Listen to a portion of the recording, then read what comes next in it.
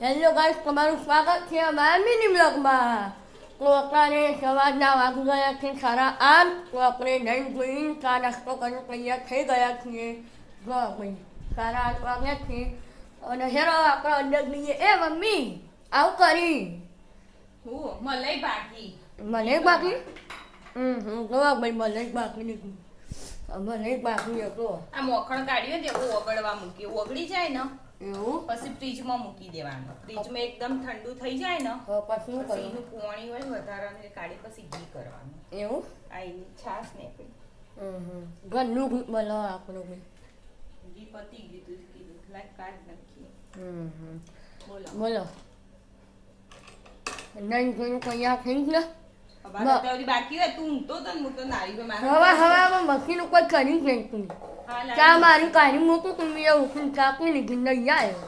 હું તો હાડા પહોંચી ઉઠી તો ચાલુ પાણી કપડો ધોયો નાઈ ચા સવારે બનાવી વહેલા ઉઠી ગયા ના ભાઈ હે મમ્મી પહેલા જ ઉઠવું પડે ને તાણ કોમ હોય. ઓહો કોઈ ડોસી ના મરી જાય ગમો વચમાં બે હતી વચો એડો કાલ તો રાતે જ્યાં તા બાના ઘેર નાની ના ઘેર તે વચમાં બાકી રહી ગયો તે હવે બેઠા છું વચવા બરોબર ને ઈ જવા તો બહુ ઉતાવળિયા હોય છે હું નહીં જતી તો પોકી જોઈ એટલે તાણ હાર વચો હેડો તાણ આ લખવાનું નહીં જો લખતો નહીં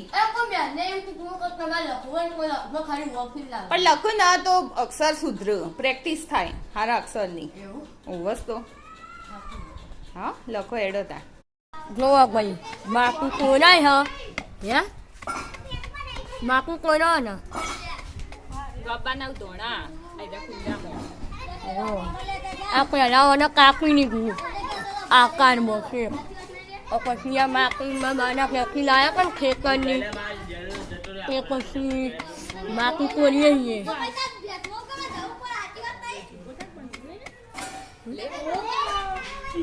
જોવા ભાઈ છોકરા મગર રમી